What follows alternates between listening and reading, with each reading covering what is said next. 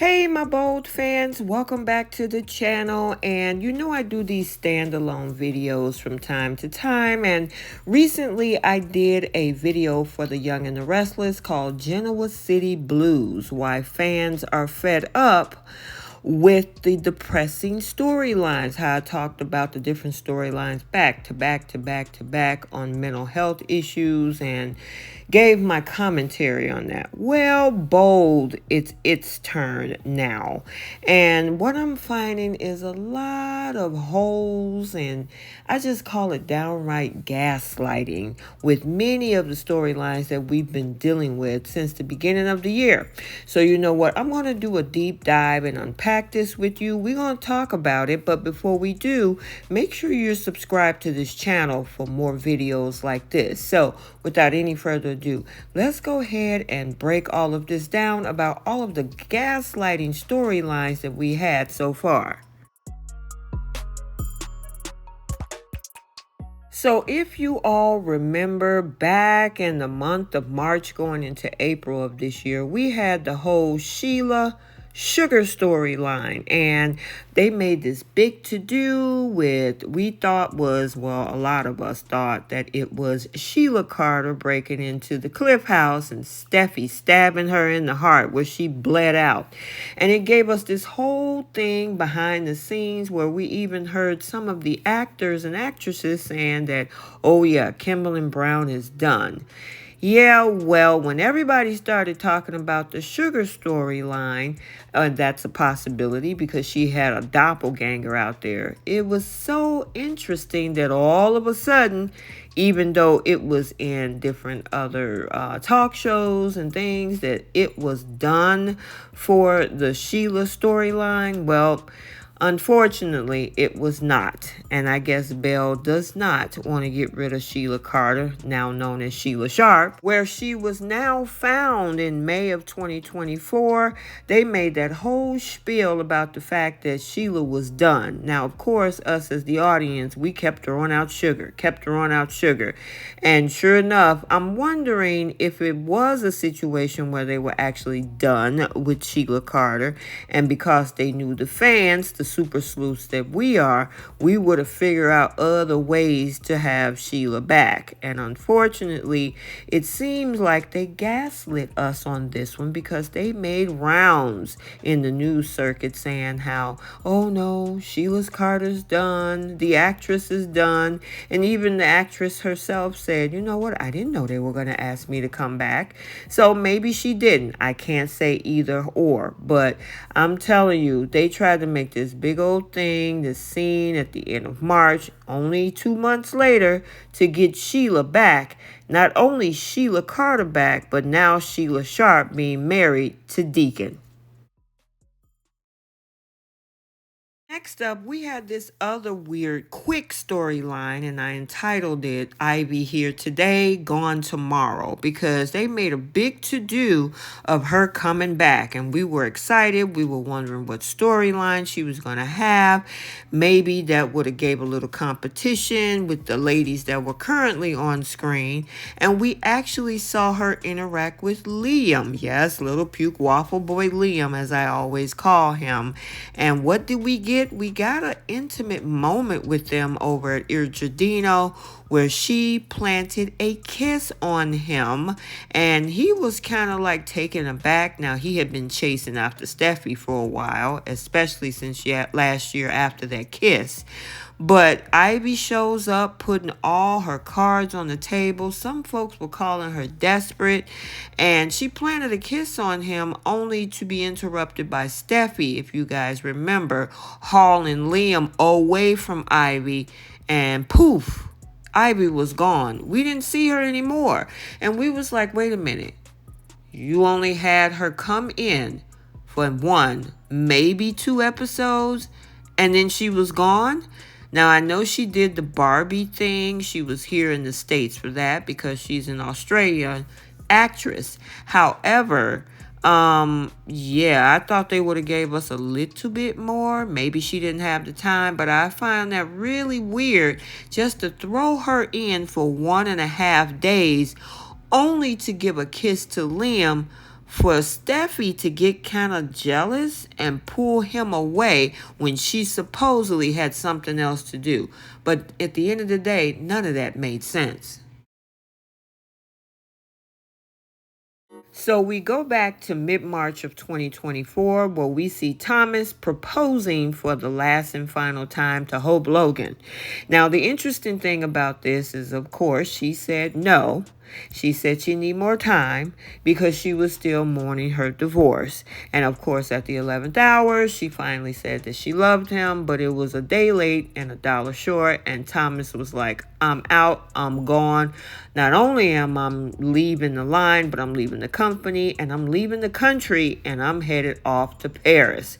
And of course, that was a shocker, not only for Hope, but it was a shocker for us as well. Especially the biggest storyline last summer 2023 was Thope. And Thope not only brought in millions of viewers that were non-soap watchers, but it brought the ratings to a new high, especially with Hope and Her Awakening back in July of 2023 when they had their 4-day lovemaking session, which we haven't seen in the soap world. And Annika and J-Matt brought the energy for real in that week. However, it ended this year in March with him saying, "So long, Hope, I am out of here. Thanks," with the help of Steffi. Which now brings us to June of 2024 when everybody was buzzing, excited about the fact that Thomas was coming back because J-Matt put the announcement out there, only for us to find out he was coming back with a woman, not just any woman, his fiancée, Paris Buckingham. And everybody was shocked. Now, it gave us a little bit of intrigue, especially with Hope automatically having some level of entitlement that Thomas was coming back to Forrester for her. But of course that didn't happen. And then they talked about having this wedding at Eric's house. We went through these ultimatums that Thomas gave Hope. And so they were saying, we're going to do this fast. We want to plan this wedding. It's going to be the biggest wedding over at the mansion. And then they were out of here. Just like that. And of course, there were talks of maybe contract issues. We also know that J-Matt and his wife Brittany is also expecting a child coming up in the next few months this fall. So that could have had a lot to do with it as well. But of course, we don't know. But it was interesting how they wrote everything because they were barely there for 2 weeks. And then the next thing you know, poof, they were gone. We saw Thomas saying, "You know what, Hope? I just want to let you know, Paris and I are heading back to Paris." And that was it. After we had a whole dialogue of them planning a wedding fairly quickly to be done at Eric's mansion. And they said it, we want to do this fast. But when Thomas got ready to leave, the script changed and he says, yeah, well, we're going to enjoy our engagement. Yeah, so I know this is what the theme of this video is about a little bit of gaslighting because they keep switching it up. One thing we've been shown and then they turn around and twist it on and it's like, wait a minute, you said this a couple weeks ago and now we're doing this? Hey, but I just think this was a crazy way to end this thing. And unfortunately, I know some people says, well, maybe we can recast Thomas, but that's going to be hard to do because J-Matt has a lot of chemistry with Annika.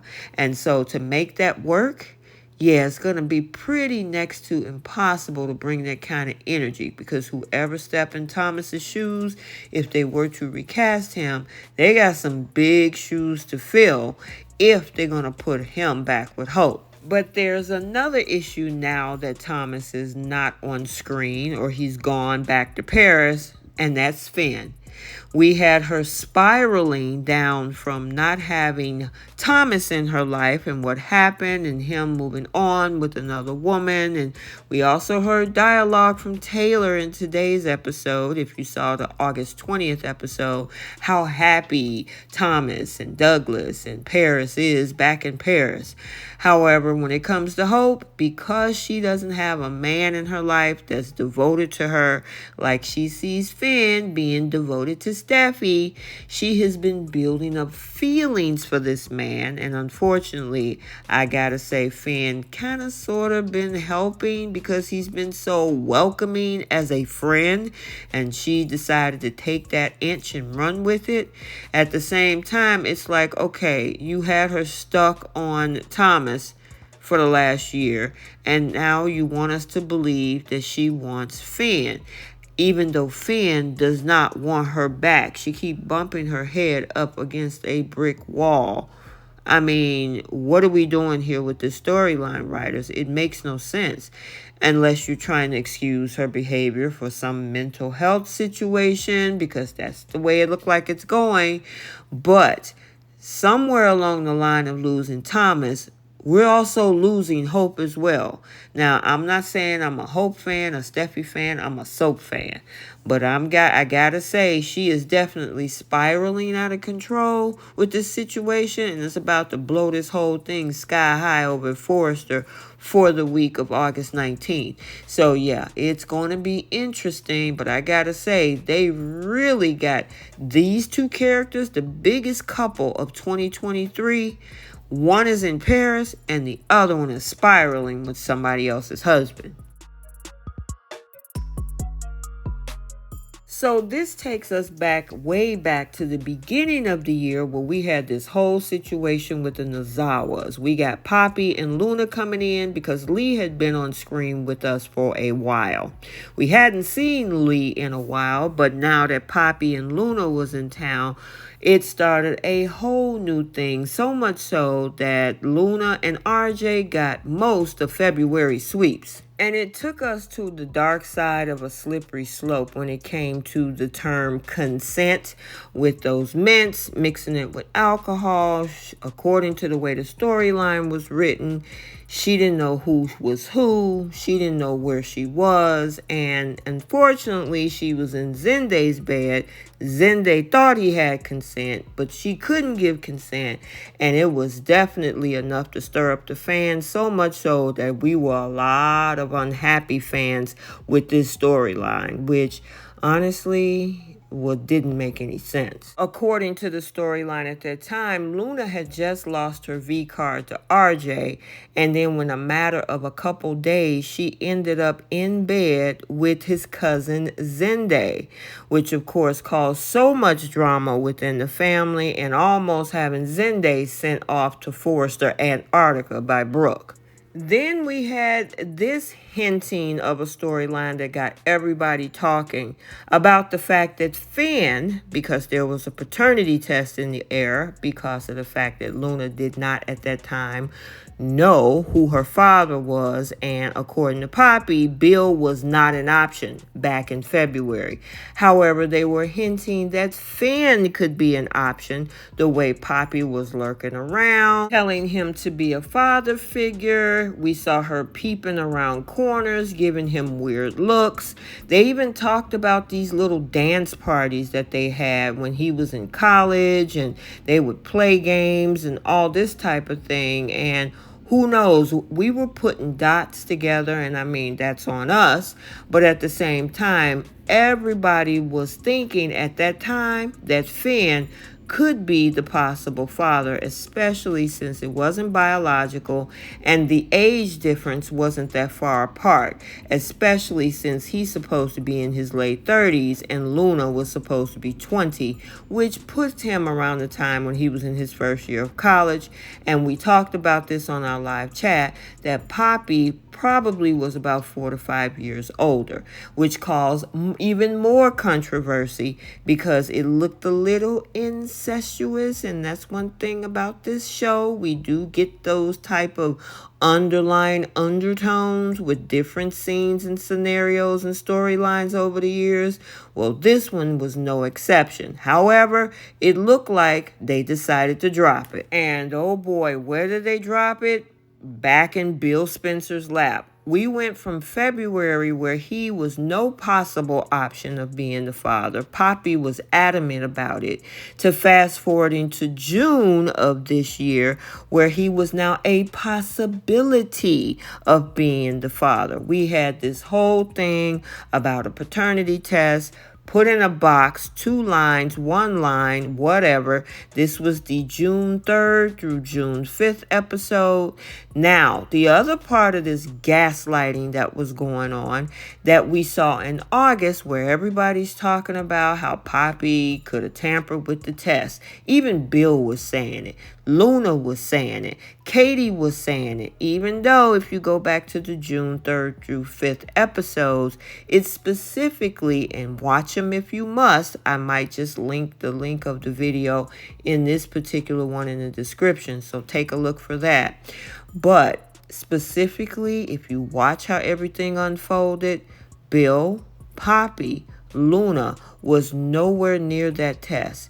It was all Lee with the test samples, the test tubes, mixing, stirring the samples, swabbing the mouths, everything. The box was sealed. The results came back, and according to what we saw at that time on June 5th, that Bill was the father of Luna, verified solely by the test that was sealed and completed by Lee Finnegan alone.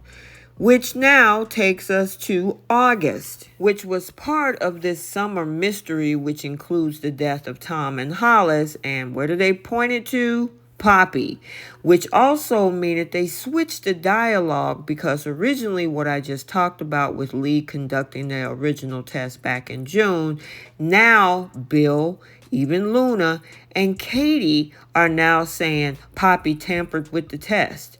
Now the thing is, we already know from the June 5th episode that Katie understood that she was happy that Lee was doing the test because she wanted to get to the truth as long as Lee was conducting it. And at that time, the test said that Luna was his daughter. Now, all of a sudden, Katie's running around trying to convince everybody that Poppy tampered with it. And it's being repetitive, and it's so much so that a lot of folks, even some of the fans, are believing that Poppy tampered with it, but it was totally opposite of what was shown back in June. Now, I know this is a soap. Anything is subject to change, but at least have some consistency. And especially when it comes to people like Bill and Luna, who was in the same room when the test was conducted. They were standing, all 3 of them, by the fireplace where Lee was standing away from them, doing the test. After she swabbed him, put him in the test tube, let it wait. She even gave a whole story about how she met Bill and how Bill saved her life. That was also in that June 4th episode as well. So, yeah, they really trying to rewrite this whole thing just to point it at Poppy, I guess, to be added to this summer mystery. And then finally, this storyline made another dark turn after the paternity test was redone by Bill. And now he's not the father, which at this point we still don't know if Tom is the father. There could be other people up in the air. However, what happens? When she finds out that he is not her father, she puts a kiss on him, talking about how great he is and how wonderful of a man he is. Never went up to see her mom as of yet. Neither has Bill. So that questions me on why Bill haven't seen his so-called girlfriend. And on the same token, especially Luna, she hasn't seen her mother as well. Now, did they switch this up to make her the actual culprit of this whole murder mystery that's happening for the summer? I don't know. But it's just way too many twists and turns and flips and backwards. I mean, starting all the way back from February when we thought Finn was the father, then that went away. Then we thought Tom was the father with those letters in the backpack. We thought Bill was the father because we had an actual paternity test conducted by a physician. That was the main reason Lee did it. And she wore gloves too. So that's the other thing. And now we're back to a new test where Bill is not the father and who is her father. But at the same time, we got Luna kissing Bill. Writers, make this make sense. It's just way too confusing and it's not a good look. So I wanted to go over some of these crazy storylines that we've been having.